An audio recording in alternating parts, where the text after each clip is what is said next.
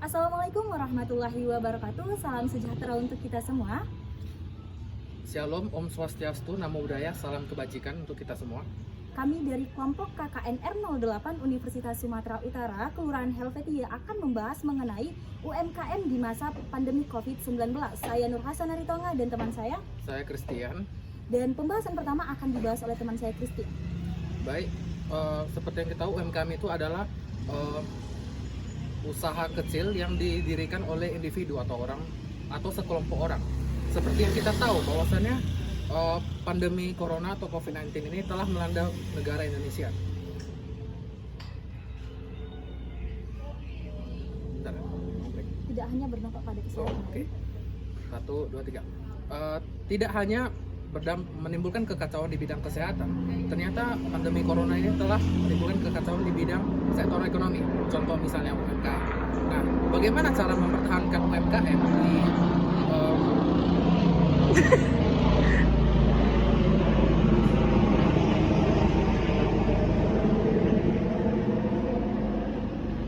Oke, Bagaimana? bentar ya. Ya. Oke. Tadi di mana deh? Bagaimana cara mempertahankan UMKM? Oh, 3, 2, 1. turun. Oke. Atau dari yang Susunan taktik pemasaran. Pemasaran.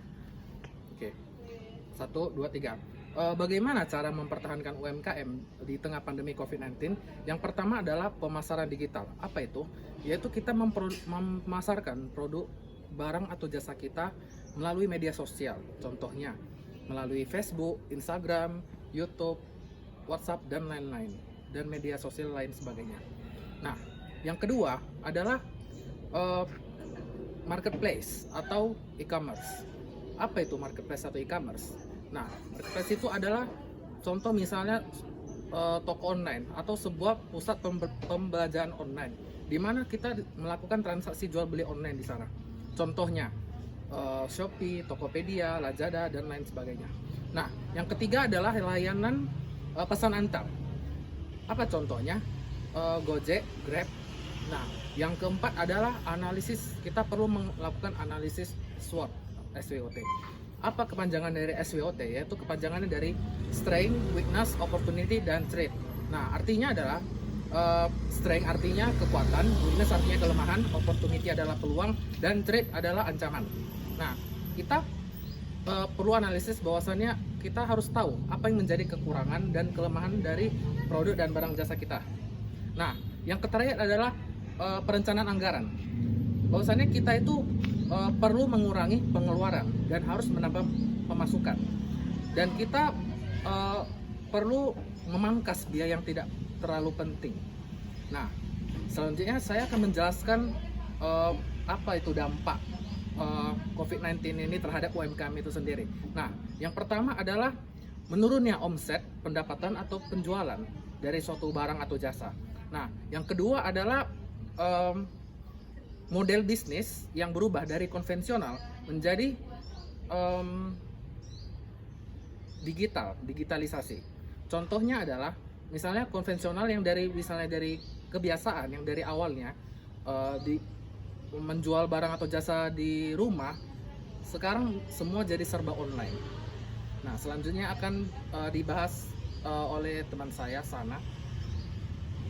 Oke, baik. Saya akan menjelaskan beberapa alasan mengapa masyarakat enggan melakukan jual beli secara konvensional atau secara langsung dialokasikan menjadi jual beli secara digital atau online.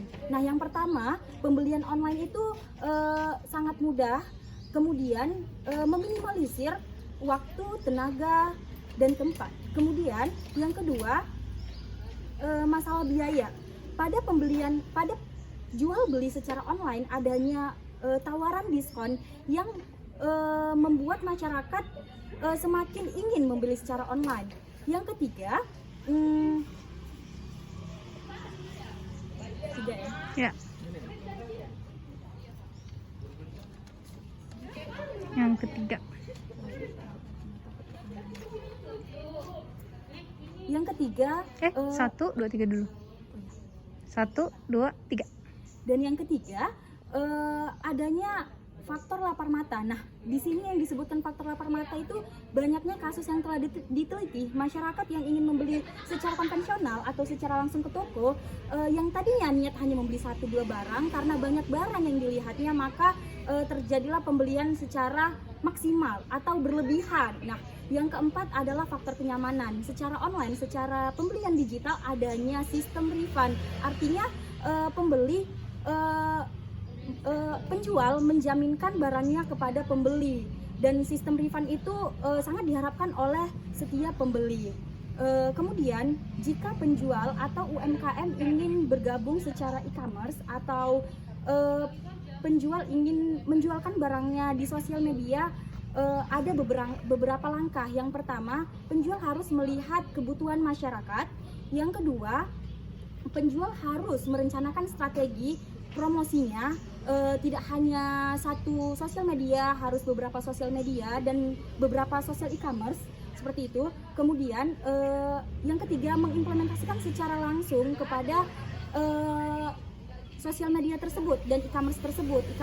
Yang disebut sosial media ini adalah mereka mempromosikannya di dalam Facebook, Instagram, YouTube, dan lain-lain.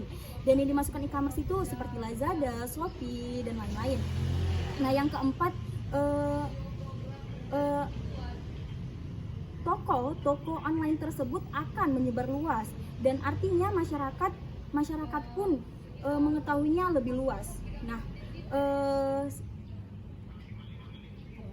Ya. Sebentar. Apa ini? Oh, jual beli sudah. Jual beli secara digital ini memiliki banyak keuntungan di masa pandemi. Selain mempermudah, tidak membuang-buang waktu masyarakat, juga salah satu cara untuk terjadinya interaksi antar orang. Nah, jadinya akan menjadikan salah satu juga pencegahan penularan COVID-19 di masa sekarang. Nah, mungkin hanya ini yang dapat kami sampaikan.